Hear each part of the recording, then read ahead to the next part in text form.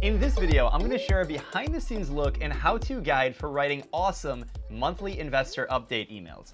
Even if you don't have any investors, a lot of the concepts in this video are still going to apply and can help you structure your business as an entrepreneur. By the end of the video, I'm going to share specific examples of actual MySwimPro investor updates dating back all the way 5 years from today. If you're new to the channel, welcome. My name is Faris Sabati. I'm the co-founder and CEO of MySwimPro. Over the last 5 years or so, we've grown MySwimPro to be a global technology and media company with a distributed team that spans over 10 different time zones. In this series, I help entrepreneurs take their business to the next level. If you have an idea for starting a company, but you're not really sure what the next steps to take, you've come to the right place because I help entrepreneurs shape the right mindset and share the tips and tricks that you need to take those first steps. If any of that sounds interesting, make sure you subscribe to the channel, like the video, and let's head right over to the whiteboard. You might be thinking to yourself, what is an investor update in the first place, and why would I need to do one even if I don't have any investors? Well, let's break it down. There are two types of companies we need to establish. One is a public company, and you've heard of quarterly earnings reports, and an investor update is something similar to that, but it's a lot more focused because a quarterly earnings report that you see from a public company like a Google or a Facebook or a Snapchat, they're going to report numbers on the prior quarter, and it's really to give their shareholders an idea of what's going on a financial level. An investor update for a private, smaller company, which if you're watching this video, that's probably what you are and you fit into that category, is going to be a lot more qualitative. Yes, you have the KPIs and the metrics, but it's more about the team. Who have you hired? Who have you fired? On the marketing strategy, what type of PR have you done? Because you're a private company, a lot of these things are not going to be well known unless you're actually inside the company. A public company, it's a lot easier to know the headlines because they're quite frankly headlines. So you can read them on TechCrunch, you can read them in the Wall Street Journal or any other publication. So that's really a fundamental difference, and they normally happen monthly or weekly for a private company, and it's a great way to communicate, and we'll talk about the reasons why you would do that, even if you don't have any investors in just a second. So who receives an investor update? There's a lot of different parties, and again, you don't have to be an investor to be on one of these lists. You could be an investor, hence the name Investor Update, but it's also something that can go out to advisors. So people who haven't invested their capital, but they might be an equity holder in the company, or they're advising or mentoring on whatever it is the company is doing. Also mentors. So these are different than advisors. Advisors are maybe more into the company, into the weeds, whereas a mentor might be someone who's coaching you in your entrepreneurial career, if you will. Also, potential team members and actual team members at your company. So even if you're just a solo entrepreneur and you're working on your own, there might be some of your friends or people in your industry that you want to be a part of this at some point in the future. And even if you do or don't have team members currently on your payroll, you want to keep them educated and informed about everything that's going on fiscally and qualitatively as well in the company. And also potential investors. This is actually probably one of the biggest benefits of having an investor update when you don't have any investors. You can keep potential investors updated so that way they'll see your progress develop over time. And rather than investing in one single data point, if they get 12 updates over a 12-month period, they can start to draw a line through those different data points and be much more informed and much more motivated to make an investment decision. Same thing goes for a team member. So why is it important? Fundamentally, it keeps you and your team accountable. Yes, you want to be able to report to investors, but more importantly, you need to report to yourself as an entrepreneur.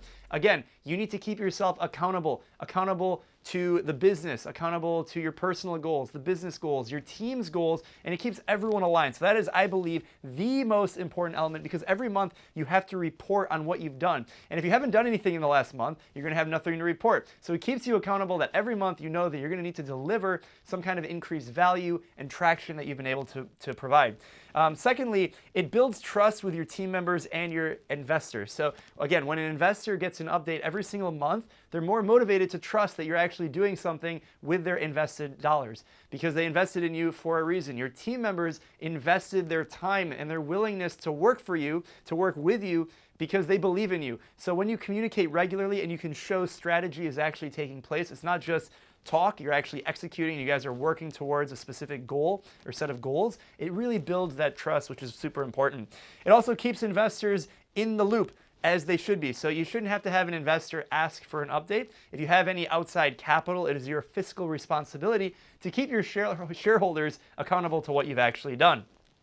It also keeps you top of mind. So regardless of what type of business you're doing, if you can provide more value and show that you're providing value, then when there's a potential partnership opportunity, or you need to hire someone, or you need to make some kind of action happen, you have a group of people that have been reading your emails every single week or every single month, and you're top of mind. If you go radio silent and you haven't heard anything for 12 months and you have like a yearly update or a quarterly earnings call, you're probably going to drift away because you're not in the headlines every single week like Apple or Facebook or Tesla is. So because you're not in the headlines every single week, it is your job to provide the headlines in the form of an email subject line, so that way you're top of mind. Also, these updates are good for potential investors. We already talked about that. And this is a great opportunity to ask for help. So if you're building a business, you're going to have problems. There's no way of getting around it. When you have these problems, or you have anticipated problems, it's your opportunity in an investor update email or video, whatever medium you choose, to ask for help, because this is where you can be really specific and say, I have this specific problem and I need this help with it. And maybe someone on your investor list is not aware that they can help themselves, but they know someone who can and they can connect you. But if you didn't ask for help in the first place, and there wasn't an ask in the email or in the video, then they're not going to know how they can help you. So it's super important that you have asks for help and you're very, very specific in those asks. So what should be in the investor update? Like I mentioned, MySwimPro has over 300 investors across 36 different countries. We've developed a monthly investor update list for the last 5 years. So I've done over 60 updates. I haven't missed a single one of them, religious with it.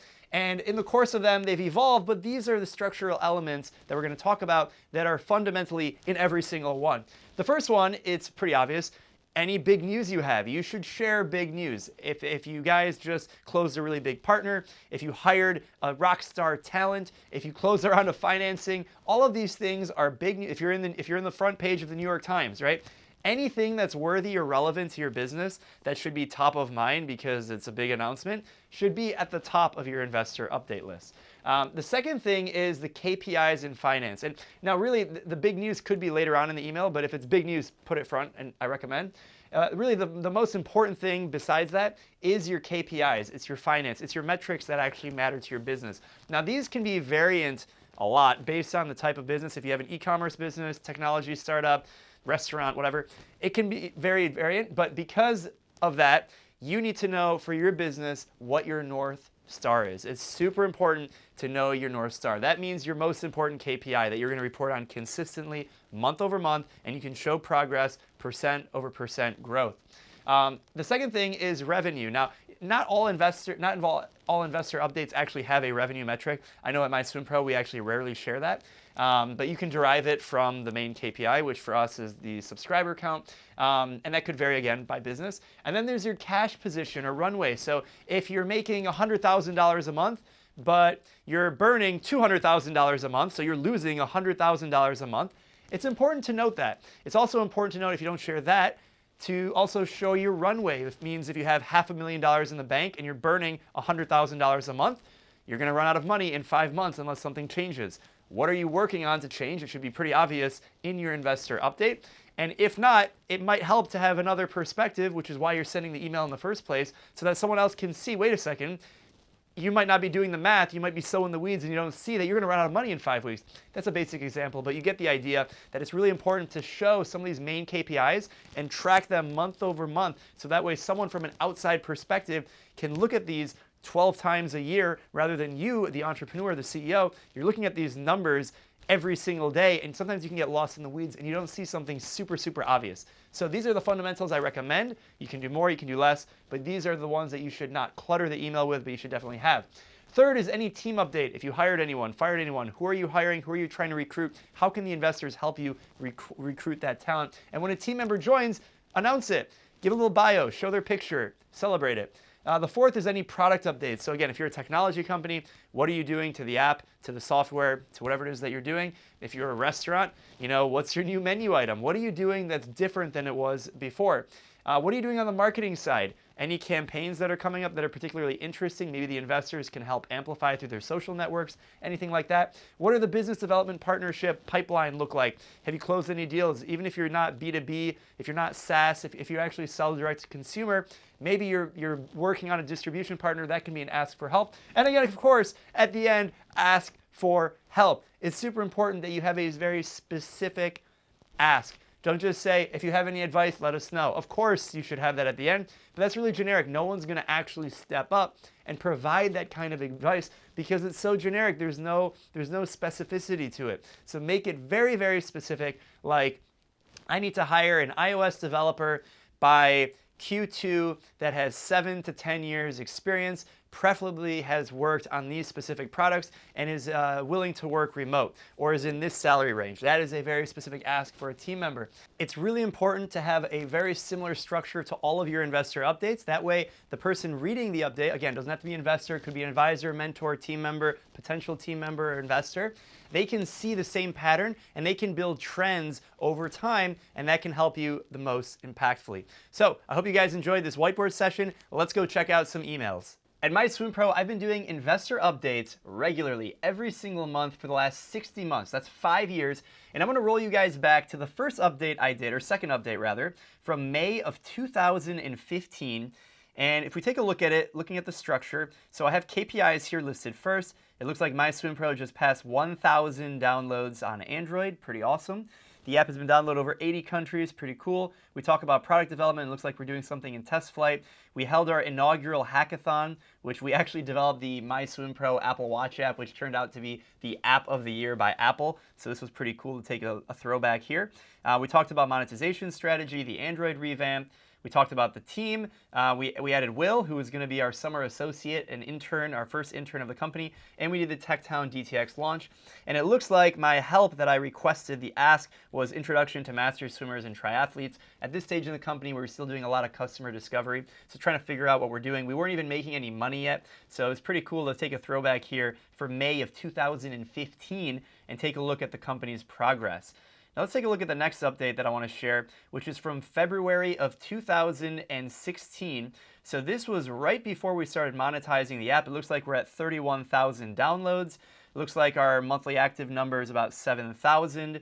I put the ask a little bit more up front, so we're evaluating different startup accelerators. In fact, we ended up joining a startup accelerator just a few months later at the University of Michigan, Desai. Here's a cool survey. We did customer discovery, looking at monetization strategy, trying to figure out how upset people would be if we took away the product, what features people would be willing to pay for.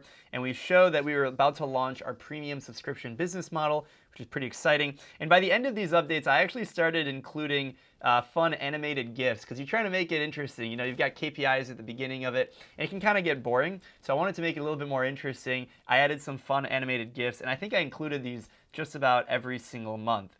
Now, the next monthly update is from April of 2016. So we had just launched the subscription business, and we had 56 premium subscribers after 2 weeks. So this is in May. Send this out in May. So in April, our first subscribers, talk about the product, launching the new upgrade, different achievements that we've done, and I started to share testimonials of people who are using the product. Here's a message from a swimmer with a health issue, and the ability to share the application, have that kind of impact is really, really powerful. I want to share that with the team. And of course, the animated GIF here at the end, GIF, I'm not really sure, but it's pretty fun to have this animated GIF. I think I included this one specifically in a few different emails, so that's pretty cool. And then the next one that I wanted to share is from, when is this from? The next update is from 2016 December. This is like a year in review. So MySwimPro was just named the app of the year by Apple, and you can take a look at our numbers. We were announcing we were about to raise some seed capital preview. We ended up raising a little bit more in 2017 and 19, but this is kind of a precursor to that. KPIs, it looks like our premium subscribers are growing month over month. MAUs are up significantly, it looks like. I showed a chart to add to the KPIs, so it's not about just subscriptions. The conversion rate of a free member to a paying member, you can see when we were featured by Apple on the homepage of the App Store because of the 2016 Olympics in Rio. We saw a huge bump, but that dropped our numbers there. Looked at 2017, we had 3 main initiatives. This is sort of a preview of the year. We were in Tim Cook's keynote address, so that's a cool highlight from 2016. Featured app of the year is a pretty big deal. Here's a conference. I spoke at Google talking about MySwimPro. In the beginning of the year, we did Techstars Startup Next. We had a lot of KPIs, Desai Accelerator at Michigan, and check out that fun animated GIF. Happy New Year to all of you guys. So that wraps up 2016. Now let's take a look at the April 2017 MySwimPro update. Now in this update, we initially filed our Form C with the SEC on WeFunder. Check out the video I did on how we raised over $600,000 through equity crowdfunding, linked in the description below. And we did the open public offering, $100 minimum investment. We showed the different perks if you invested at different levels. We have Peter Vanderkay, one of our advisors, in a cool testimonial video, and we're really talking about why you should invest. So the ask in this email was all about, hey, you support us, you've been on this email, let's get you to invest in the company. So that was really big for that. And then the next update was November of 2017, and this is when I started to get a little bit more creative with the investor updates, and I started adding a video component. Now I mentioned it's really important for the entire team to be engaged and rally behind the vision and mission of the company and to really feel empowered. So I started doing that here in 2017 in November update towards the end of the year. We not only have the standard KPIs, and we talk about the hackathon that we did and all the cool things that we've been doing in partnerships and content and media and PR and all that stuff, but if we scroll back up and we look at the highlight reel, this highlight reel actually kicked off having a team component in every single email. So, every team member is a part of the monthly update in a video format. And this is something that's really unique. A lot of companies do not do this. I actually have yet to see a company that has every single team member included in every single monthly update. If you know of one, send them over. I would love to know. Let me know in the comments who they are. And if you look at what we've done since then, if you go to our YouTube channel and you just type in investor update, you can see all of the updates that we've done in the history of the company. You can see community update. And as you can see, as the team has grown, it's become a little bit more challenging to put a script together, but the team has been persistent and they've been very, very good about this. And it's pretty cool to have every team member involved. We were doing the distributed team thing before it was a thing, so everyone's joining from a different part of the world. In fact, we've done some of these investor updates in different languages, which is really, really cool. And I think everyone feels really a part of something bigger than themselves because they know that the work that they're doing on the team is contributing to the bigger mission of helping people improve their performance and health, living happier and healthier lives, improving their mental health, their physical health. And I think that's really what it's all about. So huge shout out to the team for participating in all of these. Pretty exciting. You can see how it's evolved. And here's the November 2018 update, just the 4 of us in this video. And then, look at September of 2019, all of a sudden it's more than double that. So really cool to see this kind of team growth and have everyone participate. If you're interested in checking out these videos and the article associated with them, they're all on the MySwimPro social media. YouTube is the best way to view these. If you guys have any questions about investor updates, whether it's email or video, or how you can think about it with a bigger company, would love to know. Just let me know in the comments.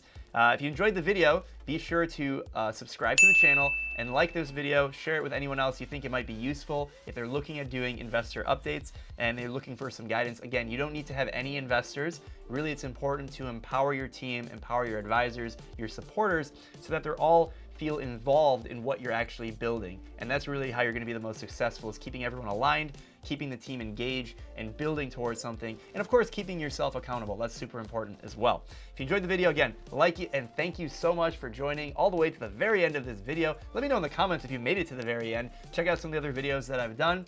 As always, take care, stay safe, and keep hustling.